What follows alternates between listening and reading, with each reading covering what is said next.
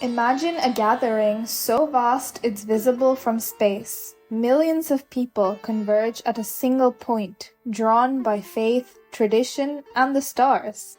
Welcome to the Maha Kumbh Mela, one of the largest spiritual gatherings in human history. But this isn't just a festival. It's a cosmic, cultural, and deeply personal event that's as relevant today as it was centuries ago.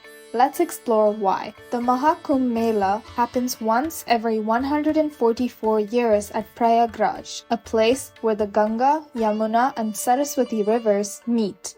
And no, the Saraswati River isn't mythical. Until around 10 to 15 years ago, many historians, both Indian and foreign, dismissed the Saraswati River as a mere myth. However, evidence emerged confirming the existence of an extensive dry riverbed in western India stretching from the Himalayas to the Arabian Sea. This riverbed, visible in satellite images, was wider and greater than the Indus River, contradicting the mythological claims. Now widely acknowledged, this river has been referred to as the Saraswati River in scientific journals. It dried out around 1500 BCE, primarily due to the gradual decline of the Indian monsoon and possibly seismic events in the Himalayas. The Indian monsoon, much heavier thousands of years ago, fed the Saraswati, making it a mighty river. Now back to Prayagraj. People come here to take a holy dip in the waters, believed to cleanse not just the body but the soul itself, removing sins and granting moksha. But there's more to this gathering than meets the eye. References to Prayagraj, the site of the Kumbh, can be found in some of India's oldest texts, highlighting its significance over millennia. The earliest mention appears in the Rig Veda, one of the oldest known written scriptures. Later, in the Mahabharata, an epic comparable in scale and cultural impact to the Iliad or the Odyssey, Prayagraj is described as a sacred place for pilgrimage. Before the Great War depicted in the epic, it mentions, "The one who observes firm vows and bathes at Prayagraj during this auspicious month of Magha becomes pure and reaches heaven." Even in the Ramayana, another foundational Indian epic, Prayagraj is mentioned as the site of a legendary ashram, an ancient retreat belonging to the sage Haridwar. These references underline the site's enduring importance as a place for spiritual practice and reflection, a tradition that continues today with the Kumbh Mela. Apart from these historical records, Prayagraj is also celebrated in the Puranas, ancient Hindu texts that blend mythology and cultural lore. One story describes it as the place where the creator god Brahma attended a yagna, that is, a sacred ritual. Here, the confluence of the Ganga, Yamuna, and the Saraswati rivers at Prayagraj is called Tirtharaj, or the king of pilgrimage sites. According to the Bhagavata Purana and Matsya Purana, the story of the Kumbh begins with the churning of the ocean, known as the Samudra Manthan. Gods and demons work together to extract the nectar of immortality, Amrita, from the cosmic ocean. But in a twist of fate, a fierce battle broke out over the nectar, and drops spilled in 4 places. Yes, you guessed it, Haridwar, Prayagraj, Nashik, and Ujjain. The Mahakumbh celebrates this divine story and the sanctity of these sites. But not all kumbhs are created equal. The Mahakumbh, or Great Kumbh, happens only once every 144 years. The Ardha Kumbh occurs once every 6 years, and the Purna Kumbh occurs once every 12 years. For this year's Mahakumbh, the main dates are centered around Makar Sankranti, Moni Amavasya, and Basant Panchami. These are when the astrological alignments are just right. Ancient India is notorious for encoding knowledge in engaging stories. So let's look at the science. The timing of the Mahakumbh isn't random, it's deeply tied to precise astrological calculations.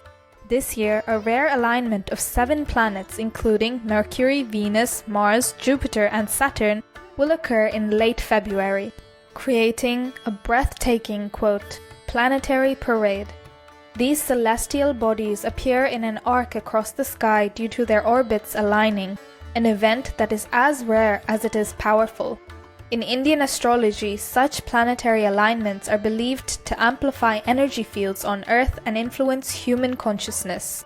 The Kumbh Mela is scheduled during these auspicious alignments because it is thought to enhance the spiritual potency of the rituals, creating a unique opportunity for transformation and connection with the cosmos.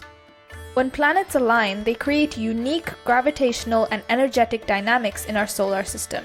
In a similar way, the Mahakumbh Mela acts as a focal point of spiritual energy, amplified by the gathering of millions in a sacred space. It plays on the idea that certain celestial alignments amplify the energy of specific places, creating energy vortexes on Earth. Over centuries, rituals performed repeatedly in these locations leave a spiritual imprint, creating these energy vortexes. Think of it like a concert. When people gather with a shared intent, the atmosphere becomes electric. Now imagine that energy magnified over millennia. The Mahakumbh is the perfect opportunity to immerse yourself in this symphony, where the energy of the heavens and the collective spirit of humanity come together to elevate the soul. Apart from extracting the scientific or logical explanations, we must also celebrate the fact that it is a ritual in and of itself. In our modern world, dominated by reason and logic, we often dismiss rituals as superstition. But rituals have a profound psychological effect. They ground us in the present moment, training our minds to focus on the here and now. India offers a rare opportunity to connect with spiritual leaders, gurus, and mystics, individuals who dedicate their lives in remote Himalayan retreats or secluded sanctuaries to explore life's deepest questions. Who are we, and why are we here? Just to be able to grasp the depth of self-sustaining wisdom India has offered to the world for millennia, global icons like Steve Jobs and Mark Zuckerberg, as well as Will Smith, have traveled to India. Or Steve Jobs, and he told me that in order to reconnect with what I believed as the mission of the company, I should visit this temple that he had gone to in India early on in his evolution of thinking about what he wanted Apple and his vision of the future to be. And so I went and I traveled for almost a month, and seeing the people, seeing how people connected, and having the opportunity to feel how much better the world could be if everyone had a stronger ability to connect, reinforced for me the importance of what we were doing, and that is something. At events like the Kumbh Mela, these reclusive sages come together, providing a unique chance to engage with them. You might find yourself in a conversation with a sadhu who gives you a perspective you didn't even know you needed. On that note, as we celebrate the Mahakumbh Mela, it's hard to ignore the irony. The sacred Ganga, central to this event, is one of the most polluted rivers in the world. For a society that worships rivers, this is disappointing. The Mela is estimated to generate 400 billion rupees, with the government potentially earning 10 times its investment. Perhaps this revenue should be used to start restoring the Ganga. Cleaning this river wouldn't just honor tradition, it would ensure the lifeline of millions and the legacy of the Kumbh for generations to come. As always, let me know your thoughts in the comments. Have you had the opportunity to visit the Mahakumbh Mela, which was the first and the last of our time?